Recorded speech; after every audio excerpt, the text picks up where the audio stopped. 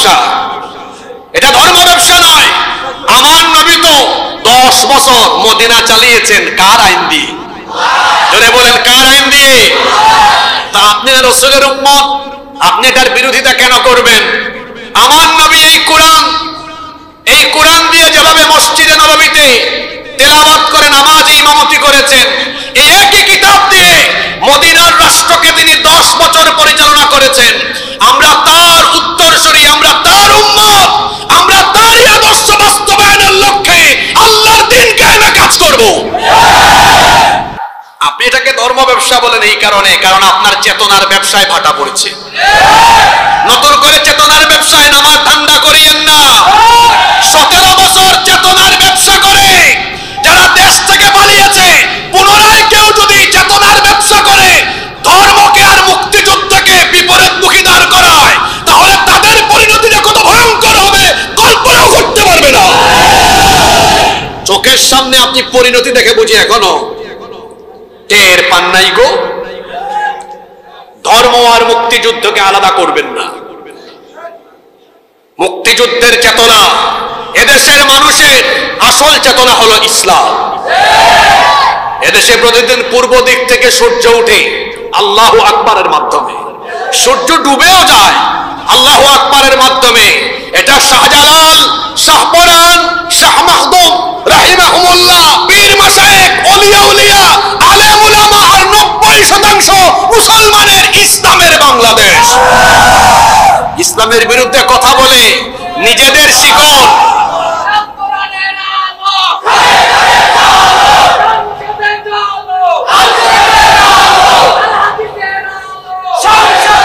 যে ছেলেটা স্লোগান দিল, তাকায় দেখেন তো এই ছেলেটাকে, এটা জেন জি।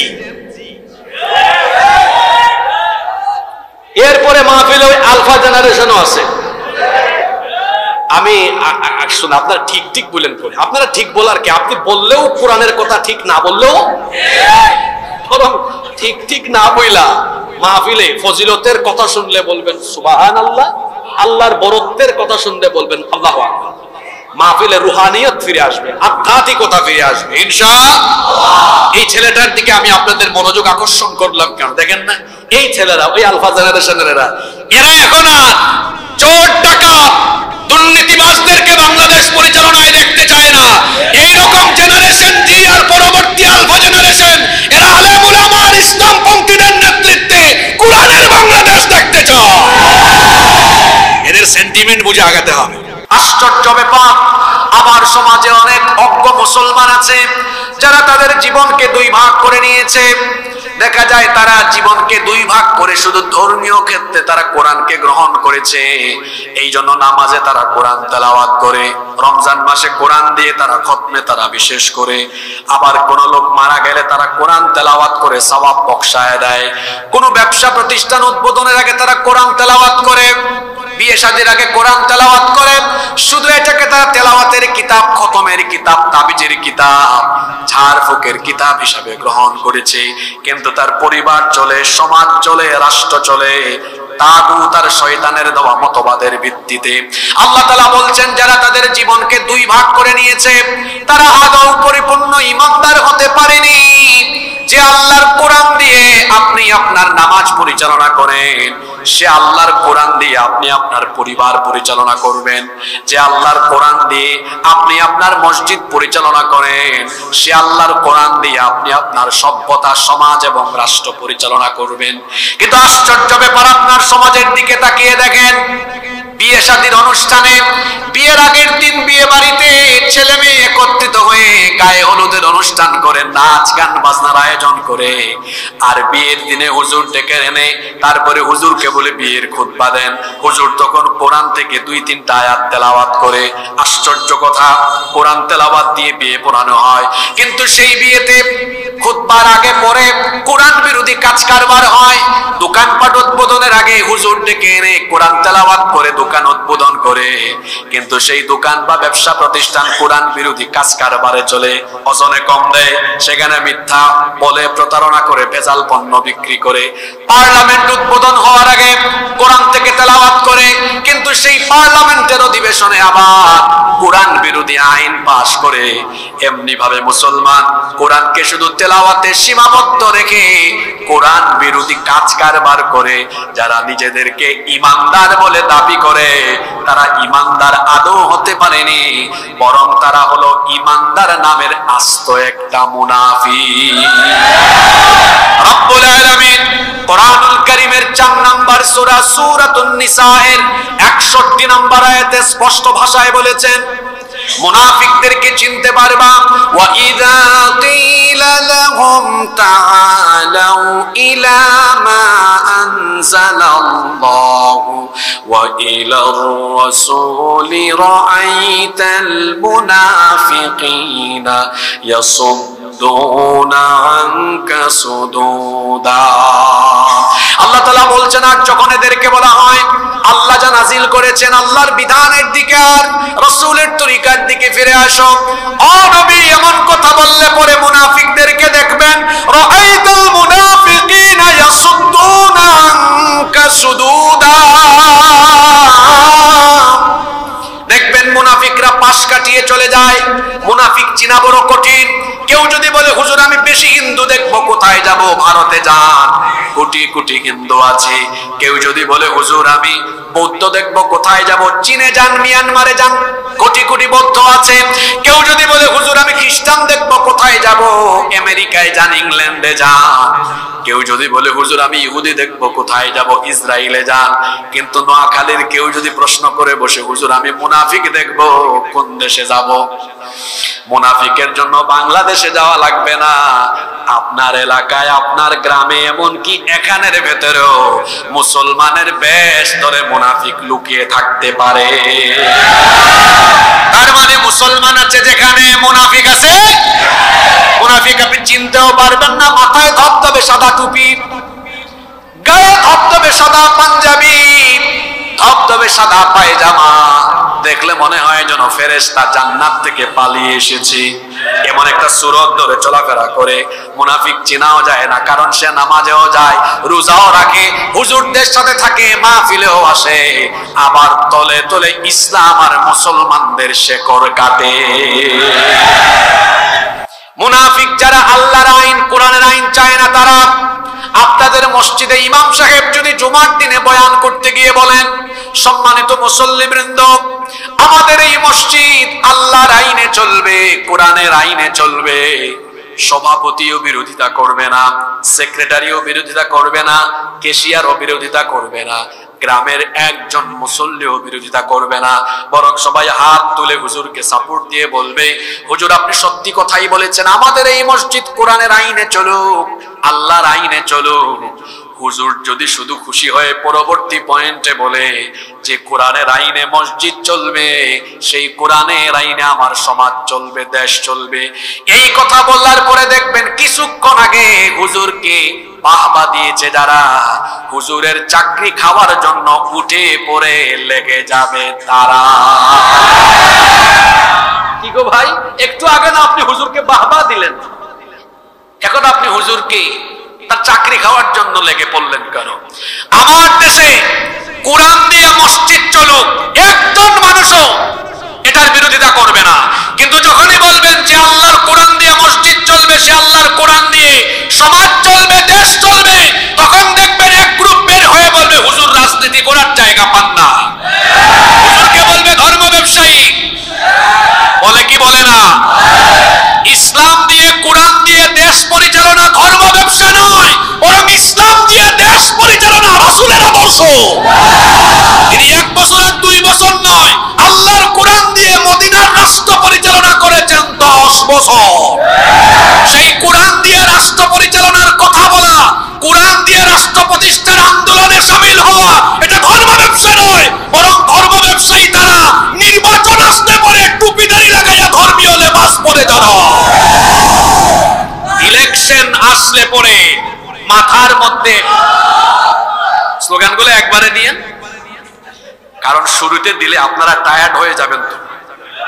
তো আমি তো ওয়াজ মোটামুটি 1 ঘন্টা করি, এখন আমি প্রথম রাউন্ডে আসছি, তো প্রথম রাউন্ডে টায়ার্ড হয়ে গেলে ফাইনালে গিয়ে কি করবেন? এনার্জি সেভ করেন, এনার্জি কি করেন, সেভ করেন। আজকের বিষয় কিন্তু খুব গুরুত্বপূর্ণ। আগে আমরা এই বিষয়ে কথা বলতে পারি নাই। নতুন বাংলাদেশে নতুন আঙ্গিকে কথা হবে ইনশাআল্লাহ। নোয়াখালীর মানুষ যেমন চাই ঠিক ওই রকম একটা বিষয় আজকে আছে ইনশাআল্লাহ। মনোযোগ থাকবে তো? সম্মানিত ভাইয়েরা, এখন এক গ্রুপ বের হয়েছে, কোরআনের কথা বললে, কোরআন দিয়ে রাষ্ট্র পরিচালনার কথা বললে এগুলা নাকি ধর্ম ব্যবসা। এটা ধর্ম ব্যবসা নয়। আমার নবী তো 10 বছর মদিনা চালিয়েছেন কার আইন দিয়ে? জোরে বলেন, কার আইন দিয়ে? তা আপনি রাসূলের উম্মত, আপনি এটার বিরোধিতা কেন করবেন? আমার নবী এই কোরআন দিয়ে যেভাবে মসজিদে নববীতে তেলাওয়াত করে নামাজে ইমামতি করেছেন, এই একই কিতাব দিয়ে মদিনার রাষ্ট্রকে তিনি 10 বছর পরিচালনা করেছেন। আমরা তার উত্তরসূরি, আমরা তার উম্মত, আমরা তারই আদর্শ বাস্তবায়নের লক্ষ্যে আল্লাহর দ্বীন কায়েমে কাজ করব। আপনি এটাকে ধর্ম ব্যবসা বলেন এই কারণে, কারণ আপনার চেতনার ব্যবসায় ভাটা পড়েছে। নতুন করে চেতনার ব্যবসায় নামাজ ধান্দা করিয়েন না। 17 বছর চেতনার ব্যবসা করে যারা দেশ থেকে পালিয়েছে, পুনরায় কেউ যদি চেতনার ব্যবসা করে ধর্মকে আর মুক্তিযুদ্ধকে বিপরীতমুখী দাঁড় করায়, তাহলে তাদের পরিণতিটা কত ভয়ঙ্কর হবে কল্পনাও করতে পারবে না। চোখের সামনে আপনি পরিণতি দেখে বুঝি এখনো টের পান নাই গো। ধর্ম আর মুক্তিযুদ্ধকে আলাদা করবেন না। মুক্তিযুদ্ধের চেতনা, এদেশের মানুষের আসল চেতনা হলো ইসলাম। এদেশে প্রতিদিন পূর্ব দিক থেকে সূর্য উঠে আল্লাহু আকবারের মাধ্যমে, সূর্য ডুবেও যায় আল্লাহু আকবারের মাধ্যমে। এটা শাহজালাল, শাহপরান, শাহ মাহদুম রাহিমাহুমুল্লাহ, পীর মাশায়েখ, ওলিয়া উলিয়া, আলেম উলামা আর 90% মুসলমানের ইসলামের বাংলাদেশ। ইসলামের বিরুদ্ধে কথা বলে নিজেদের শিকল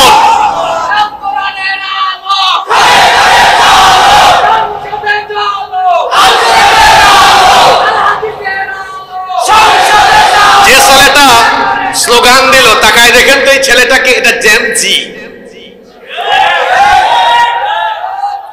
এরপরে মাহফিলে ওই আলফা জেনারেশনও আছে। আমি শুন, আপনারা ঠিক ঠিক বলেন করে, আপনারা ঠিক বলার কি? আপনি বললেও কোরআনের কথা ঠিক, না বললেও বরং ঠিক ঠিক না বইলা মাহফিলে ফজিলতের কথা শুনলে বলবেন সুবহানাল্লাহ, আল্লাহর বরত্বের কথা শুনলে বলবেন আল্লাহু আকবার। মাহফিলে রুহানিয়ত ফিরে আসবে, আধ্যাত্মিকতা ফিরে আসবে ইনশাআল্লাহ। এই ছেলেটার দিকে আমি আপনাদের মনোযোগ আকর্ষণ করলাম কেন দেখেন না? এই ছেলেরা, ওই আলফা জেনারেশনের এরা এখন আর চোর ডাকাত দুর্নীতিবাজদেরকে বাংলাদেশ পরিচালনায় দেখতে চায় না। এইরকম জেনারেশন জি আর পরবর্তী আলফা জেনারেশন, এরা আলেম উলামা আর ইসলামপন্থীদের নেতৃত্বে কোরআনের বাংলাদেশ দেখতে চায়। এদের সেন্টিমেন্ট বুঝে আগাতে হবে, নইলে গোল খাবেন আপনি। আল্লাহ বুঝার তৌফিক দান করেন। সম্মানিত ভাইয়েরা, তাহলে কোরআন হলো নূর। কোরআন হলো কি? নূর, আলো। আমরা কি আলোকিত বাংলাদেশ চাই কি চাই না? সবাই আলোকিত বাংলাদেশ চান তো? আলোকিত বাংলাদেশ পেতে হলে আমাদের আইনে আলোকিত বাংলাদেশ হওয়ার সম্ভাবনা বেশি না আল্লাহর আইনে বেশি? আল্লাহর আইনে সম্ভাবনা বেশি। আজকে আমার আলোচনার টপিক হলো কেন কোরআনের আইন একটা দেশের জন্য দরকার, কোরআনের আইনের প্রয়োজনীয়তা। মোট 10টি পয়েন্ট আপনাদের সামনে তুলে ধরব ইনশাআল্লাহ। আপনারা কি কয়েক মিনিট ধৈর্য ধরে আমার কথাগুলো, আসলে কথা আমার না, সুবহানাকা লা ইলমা লানা ইল্লা মা আল্লামতানা ইন্নাকা আনতাল আলিমুল হাকিম। একটা কথাও তো আমার না। আমার আল্লাহ আমাকে তৌফিক না দিলে আমার জবানও খুলবে না। আমি আল্লাহর সাহায্য চাইছি। আল্লাহ ঢেলে দেওয়া, শিখিয়ে দেওয়া কথাগুলো আমি জাস্ট আমার জবান দিয়ে আল্লাহ বলাবেন। আল্লাহর এই কথাগুলো শোনার তৌফিক, সেই সবর কি আপনাদের হবে ইনশাআল্লাহ? ইনশাআল্লাহ।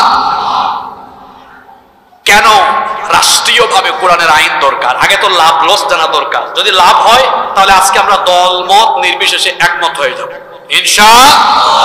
মনে রাখবেন, কোরআন যেমন সবার, কোরআন কি সাম্প্রদায়িক না সার্বজনীন? তেমনি আমরা আলেম ওলামা কোন দলের পক্ষে কথা বলি না, আমরা হুজুররাও সবার।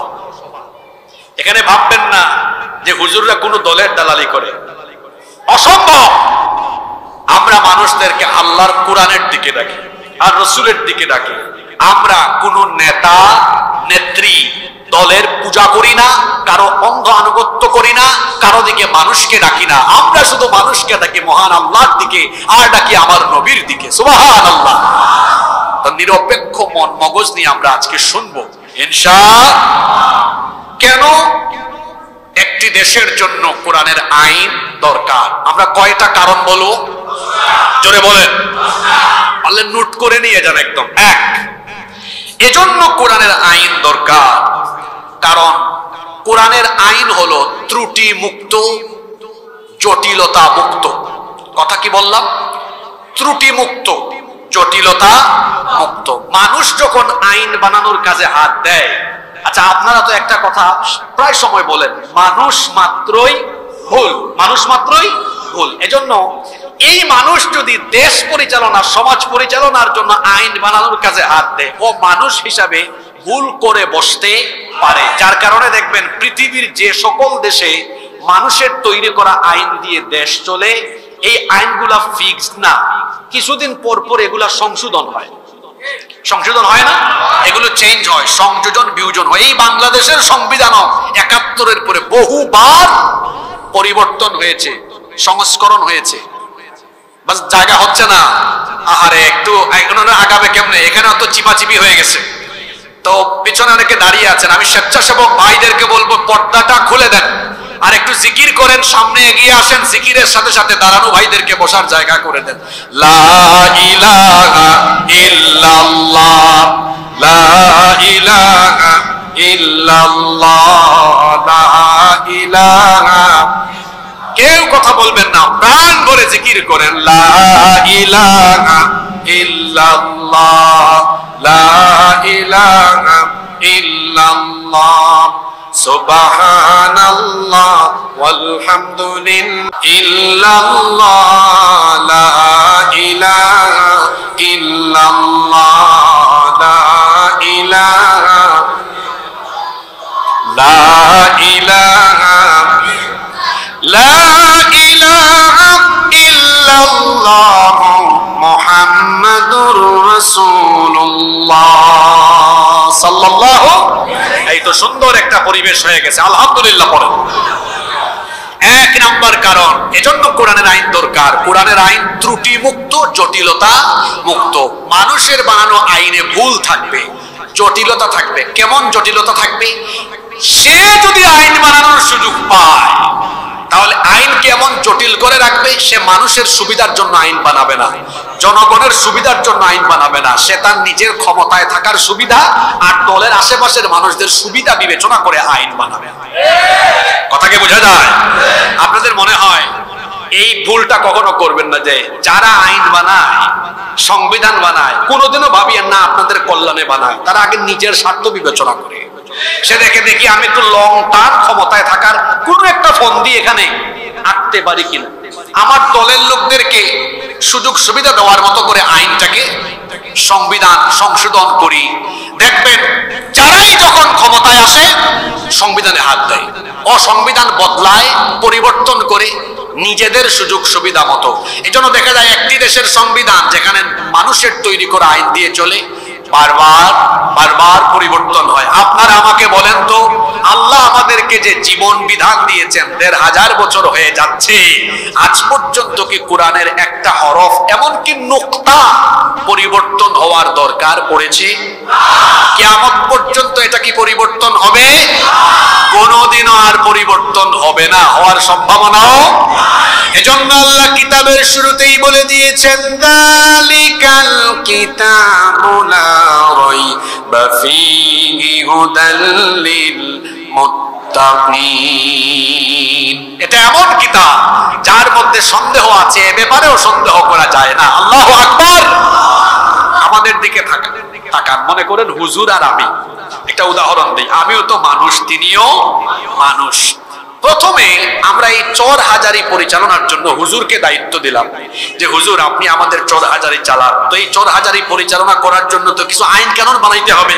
এখানে চুরি করলে কি, ডাকাতি করলে কি, জিনা বদমাইশি করলে কি। তো হুজুর কি করলেন, সুন্দর কিছু আইন কানুন বানালেন নিজে নিজে। হুজুর এক সময় রিটায়ার্ডে গেলেন।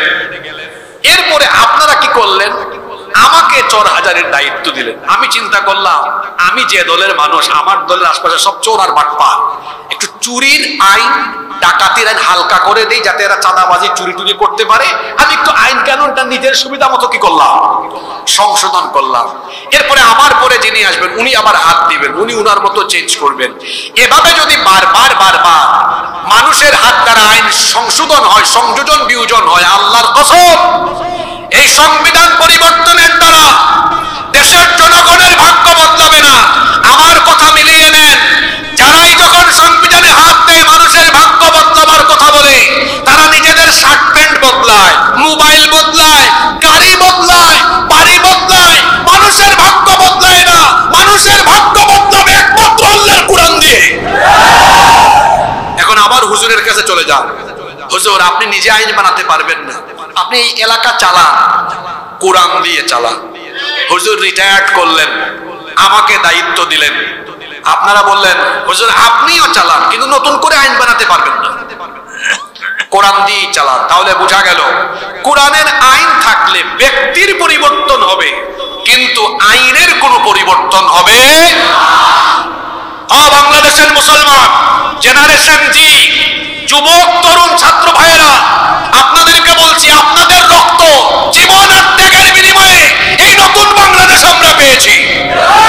এই নতুন বাংলাদেশের পরিবর্তনের জন্য আর মানুষের মন গড়া আইন মতবাদ দিয়ে এই বাংলাদেশের স্বপ্ন দেখে লাভ নাই। এই বাংলাদেশে আমরা গণতন্ত্র দেখেছি, এই বাংলাদেশে আমরা মানুষের দেওয়া তন্ত্রমন্ত্র দেখেছি। সব কিছু দেখা শেষ, বাকি আছে ইসলাম তন্ত্র, কোরআন তন্ত্রের বাংলাদেশ। বাংলাদেশের মানুষের ভাগ্য বদলাবার জন্য মানুষের তৈরি করা আইন নয়, কারণ এই আইনের ত্রুটি, এত আসতে বললেন কেন, ত্রুটি জটিলতাও আছে। জটিলতা কেমন আছে, যে আইন বানাবে তার নিজের স্বার্থে বানাবে। এজন্য আল্লাহ কামটা করছেন কি দেখেন, গুরুত্বপূর্ণ যা কিছু আছে, যা মানুষের নিত্যদিন কাজে লাগে, আল্লাহ এগুলো মানুষের হাতে দেন নাই।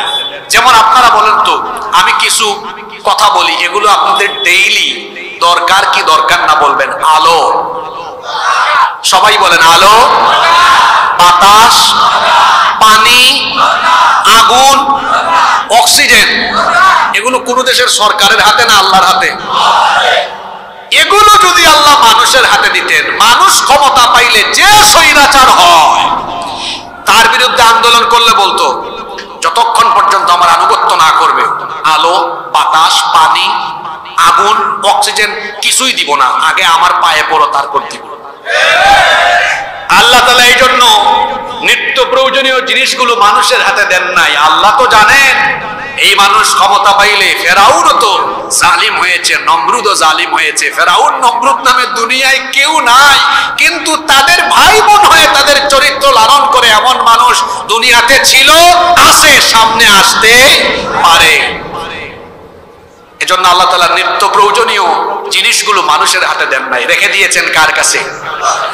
দেখেন তো, এগুলো যদি আল্লাহ দিয়ে দিতেন কারবারটা কি হইতো? কারবারটা কি হইতো? আপনারা জুলাই আগস্টে যা করেছেন, ফেরাউনের দল বলতো অক্সিজেন দিব না, একদম মাইরা ফেলবো, আগুন দিব না, পানি দিব না। সামান্য একটু ইন্টারনেট কন্ট্রোলিং তাদের হাতে ছিল, ইন্টারনেট বন্ধ করে দিয়ে রাতের অন্ধকারে বাড়িতে ঢুকে ঢুকে খুনিরা মানুষ হত্যা করেছে। এই খুনের বিচার বাংলাদেশে অবশ্যই করতে হবে। বর্তমান এই সরকারকে বলবো, শুধু সংস্কার সংস্কার করে মুখে ফেনা তুললে হবে না। আমার কলেজের টুকরা ছাত্র ছাত্রীদেরকে যারা খুন করেছে সেই খুনিদের বিচার অবশ্যই করতে হবে। সম্মানিত ভাইয়েরা, কষ্ট হচ্ছে আপনাদের? তাহলে এক নাম্বার, কোরআনের আইন এই জন্য দরকার, আল্লাহর আইন ত্রুটি যুক্ত না ত্রুটি মুক্ত, জটিলতা যুক্ত না জটিলতা মুক্ত। দুই, কেন কোরআনের আইন দরকার? যদি কোরআনের আইন সমাজে প্রতিষ্ঠিত না হয়, তাহলে কোরআনের অসংখ্য আয়াত কোরআনের কিতাবের পৃষ্ঠার ভিতরে বন্দী থাকবে, এগুলোর বাস্তবায়ন আর কোনোদিন হবে না। যেমন ওয়াসসারিকাতু ওয়াসসারিকাতু ফাকতাউ আইদিয়াহুমা, ওয়াসসারিকু ওয়াসসারিকাতু ফাকতাউ আইদিয়াহুমা, চোর পুরুষ হোক আর নারী হোক অপরাধ প্রমাণিত হলে তার হাত কেটে দাও। আপনারা বলেন তো, ইসলামী রাষ্ট্র যদি না থাকে তাহলে এই আয়াত কোনোদিন বাস্তবায়ন হবে না কোরআনের পৃষ্ঠার ভিতরে বন্দী থাকবে? বন্দী থাকবে। এরকম কোরআনের একটা দুইটা আয়াত না, যদি কোরআনের আইন রাষ্ট্রে প্রতিষ্ঠা না হয় অসংখ্য আয়াত কোরআনের এই পৃষ্ঠার ভেতরে বন্দী থাকবে। এখন নোয়াখালীর মানুষ, আপনারা বলেন তো, এই শত শত আয়াত আল্লাহ তাআলা যে দিলেন রাষ্ট্র পরিচালনার জন্য, এই আয়াতগুলো কি শুধু তেলাওয়াতে খতমে সীমাবদ্ধ থাকবে নাকি রাষ্ট্র ব্যবস্থাও দরকার আছে? এগুলো তো রাষ্ট্র পরিচালনার জন্য আল্লাহ দিয়েছেন। যদি কোরআনের আইন প্রতিষ্ঠা না হয় এগুলো কিতাবের পৃষ্ঠাই বন্দী থাকবে, বাস্তবায়ন কোনোদিন হবে? এজন্য কোরআনের আইন দরকার আছে না নাই? নাম্বার 3, কেন একটি সমাজ বা রাষ্ট্রে কোরআনের আইন দরকার? একটি সমাজ বা দেশকে, সেই দেশের মানুষকে ন্যায় বিচার, সুবিচার নিশ্চিত করার জন্য কোরআনের আইন দরকার। কারণ কোরআনের আইন যেখানে আছে সুবিচার সেখানে আছে। আল্লাহর নবী বলেছেন, মান ক্বালা বিহি সাদাকা, এই কোরআন থেকে যে কথা বলে সে সত্য কথা বলে। ওয়ামান আমিলা বিহি উজরা, যে কোরআন অনুযায়ী আমল করে তাকে পুরস্কার দেন কে? ওয়ামান হাকামা বিহি আদালা, আর এই কোরআন দিয়ে যারা বিচার করে তারা মানুষের মধ্যে ন্যায় বিচার কায়েম করে। যেই সমাজে, যেই দেশে কোরআন দিয়ে বিচার ফয়সালা হয় না, সেই সমাজে, সেই দেশে দেখবেন বিচারের নামে অবিচার করে নিরপরাধ মানুষকে অপরাধী বানায় সাজা দেওয়া হয়। কিন্তু কোরআনের আইন যেখানে আছে সেখানে সুবিচার আছে। দেখেন, আপনাদেরকে একটা হাদিস শোনাই, একটা ঘটনা শোনাই। ঘটনাটা কি বলবো? আল্লাহ নবী তো 10 বছর মদিনার রাষ্ট্র চালিয়েছেন আল্লাহর কোরআন দিয়ে। নবীজি মদিনা চালিয়েছেন, জুড়ে বলেন কার আইন দিয়ে? আল্লাহর আইন দিয়ে তিনি মদিনা রাষ্ট্র পরিচালনা করছেন। একবার আল্লাহ নবীর আদালতে মাখজুমিয়া গোত্রের কুরাইশি একজন নারী চুরির অপরাধে তাকে আদালতে সুপর্দ করা হলো। মহিলার বিরুদ্ধে অভিযোগ হলো তিনি চুরি করেছেন, এই অভিযোগে তাকে আনা হলো। অত্যন্ত নামি দামি বংশের মহিলা ছিলেন। এই মহিলাকে যখন আদালতে প্রেরণ করা হলো, মদিনায় সাহাবায়ে কেরাম পারস্পরিক কথা বলা শুরু করেছেন। এত সম্ভ্রান্ত বংশের একজন নারী, আল্লাহর নবী যদি বিচার করতে গিয়ে কোরআন মোতাবেক হাত কাটার রায় দিয়ে দেন তাহলে তো ওই বংশের মুখে চুনকালি পড়ে যাবে, এই বংশের মান ইজ্জত নষ্ট হয়ে যাবে। সাহাবায়ে কেরাম একসাথে বসে পরামর্শ করছেন, আল্লাহর নবীর কাছে সুপারিশ নিয়ে যাওয়া দরকার, যাতে করে নবীজি বিচারের রায় দেওয়ার সময় এই বংশের মান সম্মানের কথা বিবেচনা করে রায় যেন একটু হালকা করে দেন, যাতে বংশের মান ইজ্জত বাঁচে। কিন্তু কে নবীজির কাছে সুপারিশ নিয়ে যাবে? একজনেরও সাহস হয় না। অবশেষে সাহাবায়ে কেরাম উসামা ইবনে যায়েদ রাদিয়াল্লাহু আনহুকে বললেন, ও আমাদের ভাই উসামা, তোমাকে তো নবীজি বড় পছন্দ করেন, মহব্বত করেন, ভালোবাসেন, তুমি নবীজির কাছে সুপারিশ নিয়ে যাও, তুমি গেলে হয়তো নবীজি তোমার কথা রাখবেন। উসামা ইবনে যায়েদ রাদিয়াল্লাহু আনহু সকলের অনুরোধের ভিত্তিতে তিনি যখন নবীজির কাছে সুপারিশ নিয়ে গেলেন, আল্লাহর নবী এই কথা শুনে পরিস্থিতি এমন হয়ে গেল আসমান যেন তার মাথায় ভেঙে পড়ার উপক্রম হয়ে গেল। আল্লাহর নবী সকল সাহাবীদেরকে ডাকলেন, ডাকার পরে বললেন, সাহাবীরা, শুধুমাত্র বংশ মর্যাদা ভালো হওয়ার কারণে সেই বংশেরই একজন নারী অপরাধ করার পরেও তোমরা বলতেছো রায় হালকা করে দেওয়ার জন্য। ও আমার সাহাবীরা শোনো, আজকে আদালতের কাঠগড়ায় এই সম্ভ্রান্ত বংশের নারী না হয়ে যদি আমার আদরের মেয়ে, কলিজার টুকরা মেয়ে ফাতেমা হতো, আমার নিজের মেয়ে বলে আদর, ভালোবাসা আর মহব্বতের টানে আমি রায় হালকা করতাম না, বরং ন্যায় বিচার কায়েমের জন্য আমি রাষ্ট্রপ্রধান হয়ে আমি আমার মেয়ের ব্যাপারে হাত কাটার রায় দিয়ে দায়িত্ব জল্লাদের হাতে তুলে দিতাম না। কারণ জল্লাদ ভাবতে পারে রাষ্ট্রপ্রধানের মেয়ে, কিভাবে আমি কি করি, বিচারে যেন দণ্ডবিধি এক 100 ভাগ কায়েম হয়। সেই জন্য আমি জল্লাদের হাতে দায়িত্ব না দিয়ে আমি রায় দেওয়ার পরে পাপ হয়ে নিজের মেয়ের হাত নিজেই কেটে ফেলতাম। আল্লাহু আকবার করেন, আল্লাহু আকবার। এই হলো কোরআনের রাষ্ট্রের বিচারের নমুনা, যেখানে নিজের মেয়ে ছেলে হলেও ছাড় নাই। আর মানুষের তৈরি করা আইন দিয়ে দেশ শাসনের সুবিচারের নমুনা হলো নিজের আত্মীয় স্বজন, নিজের ভাই বোন আর নিজের দলের মানুষ হলে 7 খুন হলেও মাফ। দেখেন না, আশেপাশে তার দলের মানুষ চুরি করবে কিন্তু কোনো কথা বলবে। এই হলো মানুষের বানানো আইন দিয়ে দেশ পরিচালনার সুবিচারের নমুনা। যেই সমাজে, যেই দেশে মানুষের তৈরি করা আইন দিয়ে দেশ চলে, সেই সমাজের বিচার ব্যবস্থা হয় এমন, তার মতের তার আদর্শের বিপরীত কেউ হলে যদি তার ক্ষমতার জন্য হুমকি হয়, তাহলে নিরপরাধীকে অপরাধী সাজায়া মিথ্যা মামলায় সাজা ভোগ করায় কিংবা মিথ্যা মামলায় ফাঁসি দিয়ে হত্যা করে। সেরকমই হয়েছে কোরআনের পাখি শহীদ আল্লামা দেলোয়ার হোসেন সাঈদীর ব্যাপারে। যুদ্ধাপরাধ, মানবতা বিরোধী অপরাধ, এটা জাস্ট ছিল একটা নাটক। এই মিথ্যা নাটক মঞ্চস্থ করে যখন তারা এই নাটক প্লে করে বাস্তবায়ন করতে পারে নাই, ফাঁসি দিতে পারে নাই, জনগণের রোষানলে পড়ে তাকে অন্যায়ভাবে কারান্তরীণ করে শেষ পর্যন্ত ভারতকে খুশি করার স্বার্থে চিকিৎসার নামে তাকে কারাগারে হত্যা করা হয়েছে। চিকিৎসার নামে তাকে হাসপাতালে হত্যা করা হয়েছে। এইরকম আরো অসংখ্য নিরপরাধী মানুষকে অন্যায়ভাবে হত্যা করা হয়েছে। এই দেশে যদি 50 বছর পরে কারো বাপের বিচার হয়, তাহলে এইরকম নিরপরাধ মানুষকে যারা হত্যা করেছে 18 কোটি মানুষ সেই খুনের বিচার করেই ছাড়বে। সম্মানিত ভাইয়েরা, বলছিলাম মানুষের তৈরি করা আইন দিয়ে যে সমাজ বা দেশ চলে, সেখানে বিচার পাওয়া যায় না। বিচারের নামে কি হয়? অবিচার হয়। পাঁচ পুরায় একজন, মামলা খায় আরেকজন। কিন্তু কোরআনের আইন যে সমাজে মাঝে দেশে থাকবে, সেখানে কোনো অবিচার মানুষের উপর হবে। কারণ কোরআনের মধ্যে ন্যায় বিচারের কথা বলেছেন কে? জুমার দিনে ইমাম সাহেবের মুখ থেকে সানি খুতবায় প্রায় আপনারা একটা আয়াত শুনেন, সূরা নাহলের 90 নম্বর আয়াত। আল্লাহ তাআলা কোরআনে কারীমে আদেশ দিয়েছেন, পড়েন আমার সাথে, ইন্নাল্লাহা ইয়া'মুরু বিল আদলি ওয়াল ইহসান ইলা আখিরিল আয়াত। নিশ্চয়ই আল্লাহ তোমাদেরকে আদল, ন্যায় বিচার এবং সদাচারের আদেশ দিচ্ছেন। সুবহানাল্লাহ পড়বেন না? অন্য আয়াতে আল্লাহ তাআলা বলছেন, ওয়া ইযা হাকামতুম বাইনান নাসি আন তাহকুমু বিল আদল। কোরআনে কারীমের 4 নম্বর সূরা, সূরা নিসায়ের 58 নম্বর আয়াতের মাঝখানে এটা আছে। আল্লাহ বলেছেন, যখন তোমরা মানুষের মধ্যে বিচার ফয়সালা করবে, তখন তোমরা মানুষের মাঝে ন্যায় বিচার কায়েম করবে। কোরআনের ন্যায় বিচারের আদেশ দিয়েছেন কে? আস্তে বলবেন না, জোরে বলেন, কে? নাম্বার 4, কেন কোরআনের আইন দরকার? কোরআনের আইন থাকলে পরে সকল মানুষের অধিকার প্রতিষ্ঠিত হবে। নারী তার অধিকার পাবে।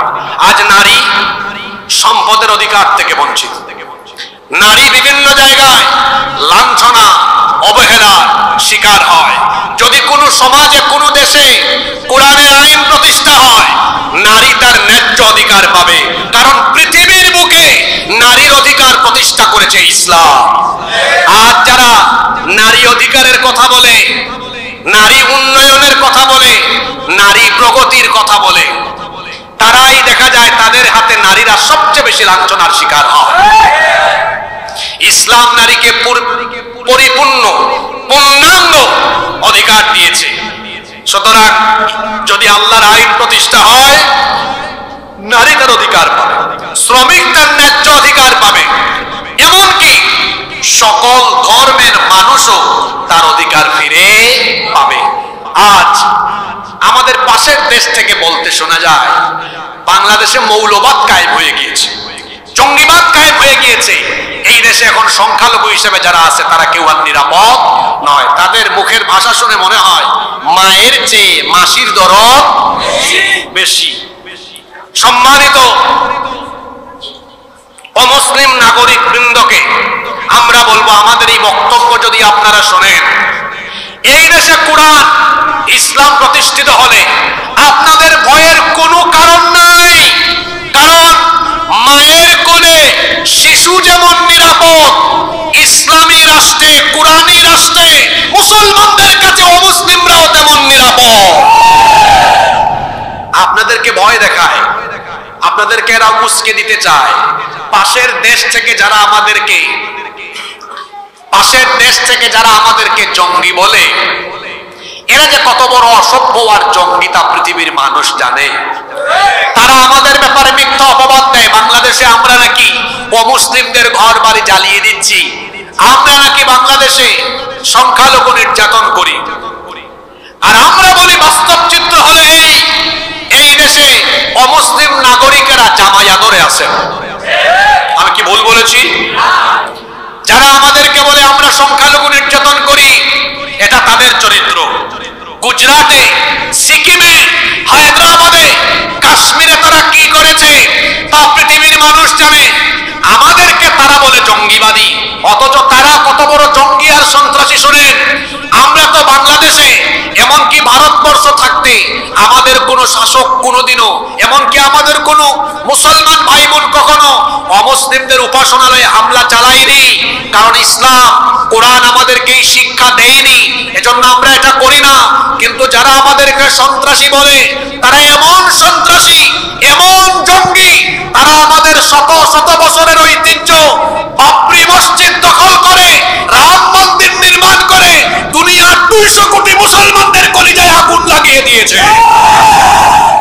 তারা আমাদেরকে বলে আমরা নাকি জঙ্গি, আমরা নাকি সন্ত্রাসী। অথচ গুজরাটের কসাই, আরএসএস এর গুন্ডা, উগ্রবাদী চরমপন্থী এই সন্ত্রাসী নরেন্দ্র মোদীর নেতৃত্বে ভারতবর্ষে মুসলমানদের উপরে কি পরিমাণ নির্যাতন হয়েছে তা কারো অজানা থাকার কথা নয়। আমাদেরকে আপনি সাম্প্রদায়িকতার সবক দেন। আমার পূর্বপুরুষরা 750 বছর ভারত শাসন করেছে। ভারতের অর্থনীতির একটা গুরুত্বপূর্ণ অংশ আসে পর্যটন থেকে। সেই পর্যটনের বেশিরভাগ জায়গাগুলো তোমাদের বাপদাদারা এগুলো বানায় নাই, সব মুসলমান শাসকদের হাতে করা। দিল্লির সেই কুতুব মিনার, শীষ মিনার, লালকেল্লা, আগ্রার তাজমহল সহ ভারতবর্ষের সুন্দর সুন্দর অনবদ্য সকল স্থাপনা মুসলমানদের হাতে গড়া। ভারতবর্ষ আমার পূর্বপুরুষরা 750 বছর শাসন করেছে। এই বাংলাদেশে কোনদিন আমরা কোন অমুসলিমের গায়ে হাত তুলি নাই, তুলবো না। কারণ ইসলাম আমাদেরকে এটা শেখায়।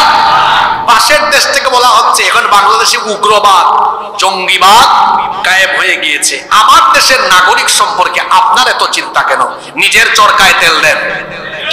হ্যাঁ, আমার দেশ কিভাবে চলবে এটা আমার দেশের মানুষ ঠিক করবে। বিবিসি বলেছে আপনার দেশের 60 কোটি মানুষ এখনো স্বাস্থ্যসম্মত পায়খানা ব্যবহার করতে পারে না। এটা আমার কথা নয়। কার কথা? বিবিসির রিপোর্ট। আপনারা গুগল শরীফে সার্চ করেন, আমার কথা মিলায় দেখেন।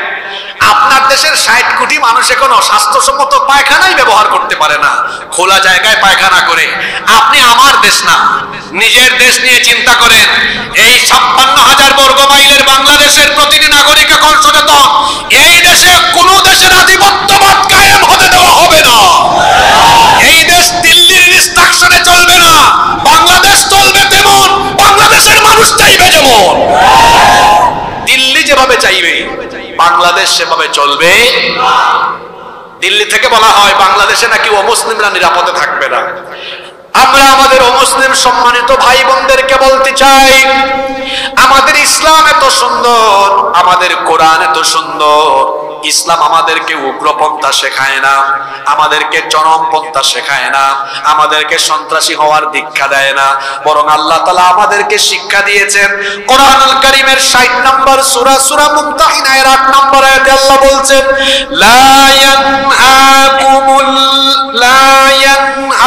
ينهاكم عن الذين لم يقاتلوكم في الدين ولم يخرجوكم من دياركم أن تبروهم وتقسطوا إليهم إن الله يحب المقسطين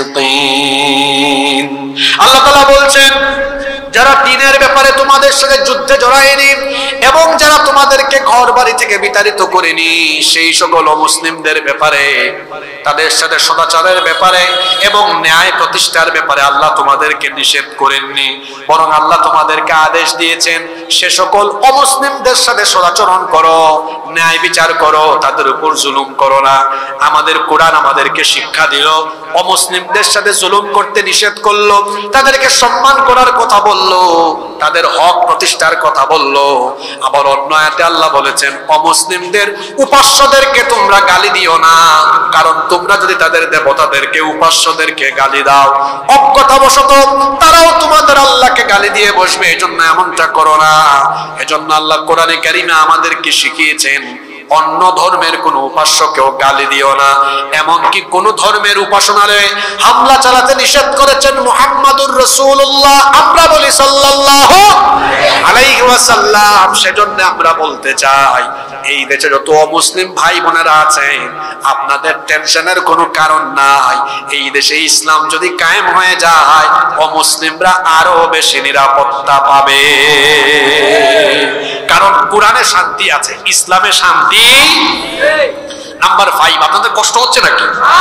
আমরা কি আর 20 মিনিটের মতো থাকতে পারবো না? কষ্ট হচ্ছে আপনাদের? আমার তো আরো গুরুত্বপূর্ণ কথা রয়ে গেছে, ফাইনাল রাউন্ডের আগে এনার্জি শেষ করেন। নাম্বার 5, কেন কোরআনের আইন দরকার?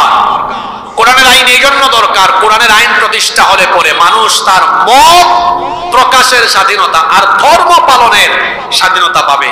যেই সমাজে মানুষের আইন থাকে সেখানে দেখা যায় মত প্রকাশ করা যায় না, যদিও বাক স্বাধীনতার কথা বলা হয়, কিন্তু দেখবেন আপনি স্বাধীনভাবে মতামত ব্যক্ত করলে লাগাম টেনে ধরা হয়। এবং যদিও বলে ধর্ম পালনের অবাধ সুযোগ দেওয়া হবে, আপনারা বলেন তো, বুকে হাত দিয়ে বলেন, গত 17 বছর নিরাপদে নির্বিঘ্নে মাহফিল আয়োজন করে মসজিদে হোক, মাদ্রাসায় হোক, কিংবা যে কোনো পরিবেশে হোক দ্বীনি কথা বলতে পেরেছেন? জোরে বলেন, বলতে পেরেছেন? বাংলাদেশে যদি কোরআনের আইন প্রতিষ্ঠা হয়, কোরআনের নীতি হলো লাকুম দীনুকুম ওয়ালিয়া দীন। যদিও আমার দেশে এক রাবেয়া বসরি ছিলেন, তিনি একবার পার্লামেন্টের ভেতরে বলেছিলেন, বুখারী শরীফে আছে লাকুম দীনুকুম ওয়ালিয়া দীন। এটা বুখারী শরীফে না কোরআনে কারীমে? তারপরে আবার আরে বাপ রে বাপ, ইবনে কাসিরের চেয়ে আরো বড় তাফসীরকারক অর্থ করেছেন লাকুম দীনুকুম ওয়ালিয়া দীন, ধর্ম যার যার, উৎসব সবার। ইন্না লিল্লাহি ওয়া ইন্না ইলাইহি রাজিউন। আমার দেশে এই জাতের লোক অনেক বেশি। আউযুবিল্লাহ বিসমিল্লাহ পড়তে গেলে ভুল করবে 30টা 40টা। তারা দেখা যায় আলেমদেরকে কটাক্ষ করে কথা বলে, মুখে লাগাম দেন, মুখে লাগাম দেন। মানুষকে সম্মান দিলে আপনার সম্মান বাড়িয়ে দিবেন কে? লাকুম দীনুকুম ওয়ালিয়া দীন, ধর্ম যার, উৎসব তোমাদের, দিন তোমাদের। লাকুম দীনুকুম ওয়ালিয়া দীন, তোমার দিন তোমার, তোমার ধর্ম তোমার, আমার ধর্ম আমার। আল্লাহ তাআলা বলেছেন লা ইকরাহা ফিদ্দীন, দ্বীনের ব্যাপারে কোনো জোর জবরদস্তি নাই। ইসলাম যদি কায়েম হয়, কোরআনের আইন যদি প্রতিষ্ঠা হয়, কাউকে কারো ধর্ম পালনে, মত প্রকাশের কোনো প্রকার বাধা বিপত্তি দেওয়া হবে। আজকে পাশের দেশ থেকে বলা হচ্ছে এদেশে জঙ্গিবাদের উত্থান হয়ে যদি মৌলবাদ কায়েম হয়ে যায়, তারা কোরআনের আইনকে মৌলবাদ বলে। তাদের কথা অবশ্য ভুল নয়, মৌল শব্দের অর্থ তো ভালো। মৌল মানে মূল, মূল হলেন আল্লাহ, মূল হলেন রাসূল, মূল হলো কোরআন, মূল হলো সুন্নাহ। তো আমরা তো মূলের উপরেই আছে, মূলের উপর থাকলে ভালো, কারণ যে গাছের মূল শিকড় ভালো থাকে ওই গাছ বেঁচে থাকে, যে গাছের মূল ঠিক থাকে না ওই গাছ বেঁচেও থাকে। পাশের দেশ থেকে বলা হয় এই দেশে ইসলাম কায়েম হলে, কোরআন কায়েম হলে অন্যান্য ধর্মের মানুষ সঠিকভাবে ধর্ম পালন করতেই পারবে না। কিন্তু তারা দরদি হয়ে, আপনারা দেখছেন না বেশ কিছু ইন্ডিয়ান চ্যানেল বাংলাদেশের ব্যাপারে মিথ্যাচার রটনা করেই যাচ্ছে। ওই যে রিপাবলিক বাংলা এক চ্যানেল আছে, ওর নাম ময়ূখ রঞ্জন। ব্যাং যেমন লাফায় সেও তেমন লাফায়। তারপর ডিসপ্লেতে বাংলাদেশের মানচিত্র এনে বলে, এই যে বাংলাদেশের চট্টগ্রাম, রংপুর, সিলেট বাংলাদেশের চিকেন স্ন্যাক, আমরা এটা দখল করে ফেলবো, 5 মিনিট লাগবে। হে ময়ূখ রঞ্জন, চট্টগ্রাম, সিলেট আর রংপুর তোর বাপ দাদার নাকি? এই দেশের মানচিত্রের দিকে কেউ যদি কালো হাত বাড়ায়, সেই কালো হাতকে আমরা ভেঙে চুরে টুকরা টুকরা করে দিব। নোয়াখালীবাসী, আমরা মুসলমান, আমরা যুদ্ধপ্রিয় নই, আমরা শান্তিপ্রিয়। আপনাদের মনোযোগ আছে? গুরুত্বপূর্ণ কিছু কথা যুবকদের উদ্দেশ্যে বলবো। যুবক ভাইরা আছেন তো? কি বললাম? আমরা যুদ্ধপ্রিয় নই, আমরা কি প্রিয়? জোরে বলেন, কি প্রিয়? শান্তিপ্রিয়। আমরা কাউকে আক্রমণ করি না, তবে আমাদের স্বভাব হলো আক্রান্ত হলে আমরা কাউকে ছেড়েও দেই না। আপনি আমার দেশের মানচিত্র গিলে ফেলবেন আর আমরা বসে থাকবো, বুঝি না? হিসাব করে তারা হিসাব মিলায়, কয় বাংলাদেশ পারবে না আমাদের সাথে। আপনাদের মনোযোগ আছে তো? এরা এই ধরনের কথা বলতেছে না?